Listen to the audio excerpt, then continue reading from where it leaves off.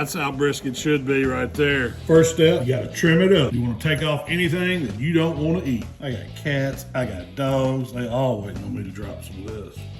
Gotta cut the sharp corners off of it. Taking out some of this top fat. Now we gotta get a little flavor going on it. And I'm coming back with a little of that TX brisket. Really what brings that bark to the party. And you gotta have a little hot barbecue rub for some color pop. Time to get this brisket. Do it on the pit how you want it to cook. Like this brisket's gonna be on the Traeger, running about 205 degrees, super smoke, probably for about 16, 17 hours. That probe slides in, no resistance. You get that 202 on it like butter. That's when you know that brisket's done. Now we gotta wrap it up real nice.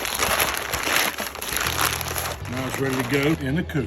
All right, after a 2-hour rest, it's time to unwrap. Just look at the juice run though. As thick or thin as you like. I'm gonna have to try a bite of that. Delicious. That's good brisket.